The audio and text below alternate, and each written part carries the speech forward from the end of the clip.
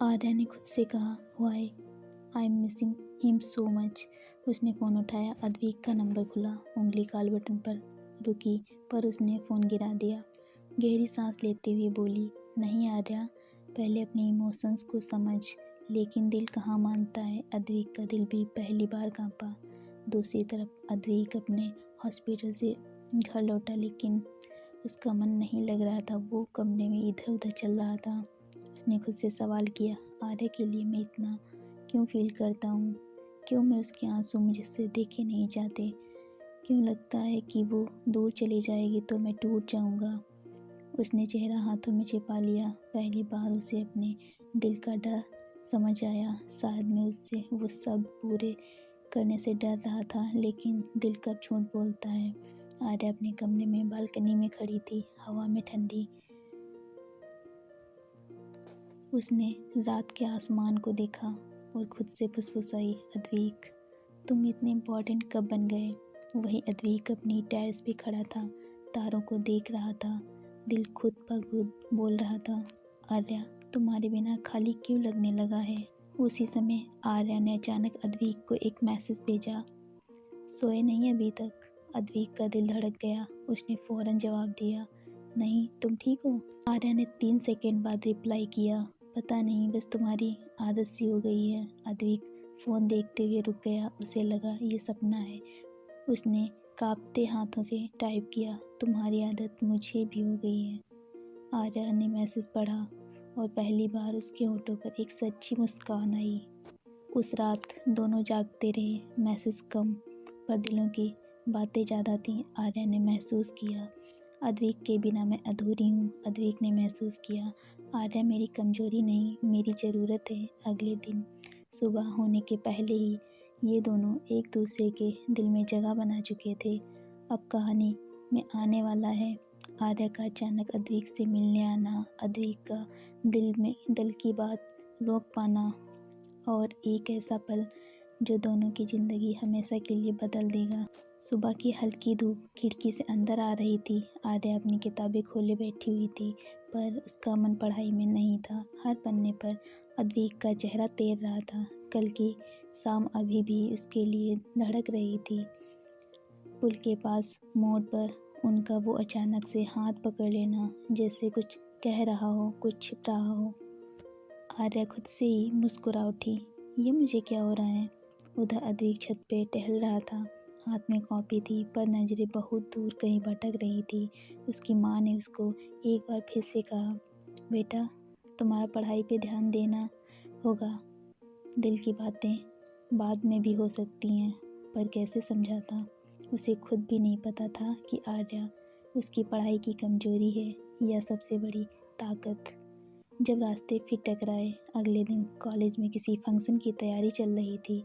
हर तरफ शोरगुल, हंसी मजाक, और बीच में आर्या अपने दोस्तों के साथ स्टेज सजाते हुए।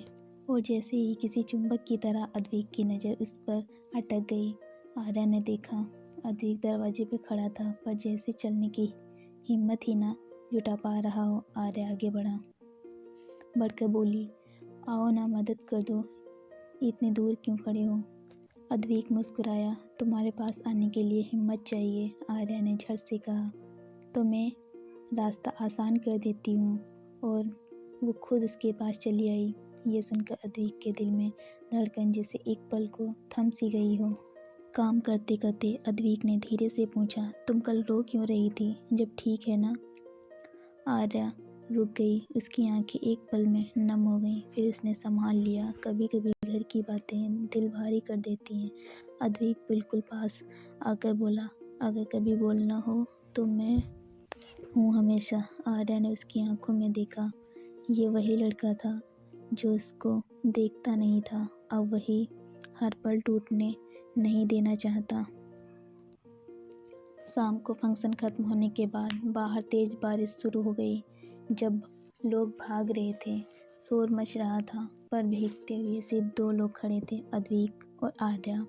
आर्या हल्की हंसी के साथ बोली, भीग जाओगे? अद्विक उसकी आंखों में देखते हुए कहा, मुझे लगता है मैं पहले ही भीग चुका हूँ।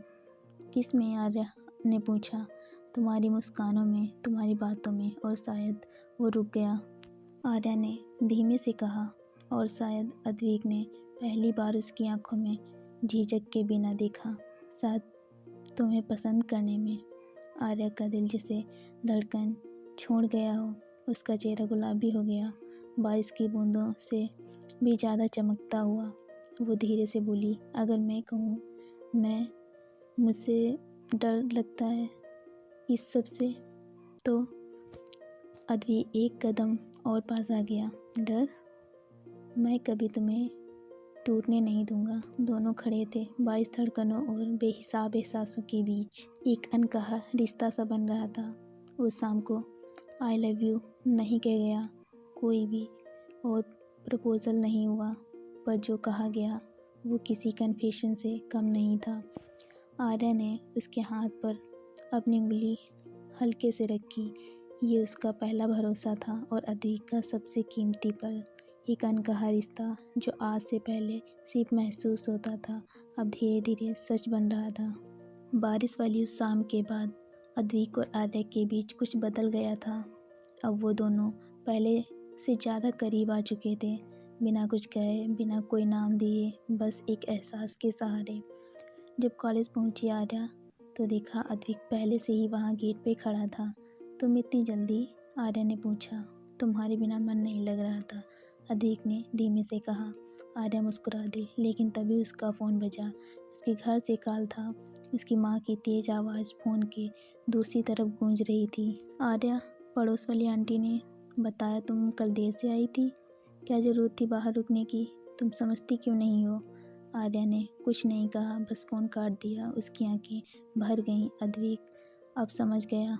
घर में अब फिर से? उसने धीरे से पूछा। आर्या सिर हिला दी, चुपचाप आगे बढ़ गई। अद्विक ने उसे रोका नहीं, बस उससे बोलने का इंतज़ार करता रहा। पहली बार अद्विक ने गुस्सा दिखाया। क्लास में ग्रुप प्रोजेक्ट की मीटिंग थी। अद्विक और आर्या अपोजिट टीम में थे। लीडर बॉय में से किसी ने अचानक से कहा, आर्या को तुम नहीं लेंगे। लास्ट टाइम उससे काम टाइम से नहीं होता है।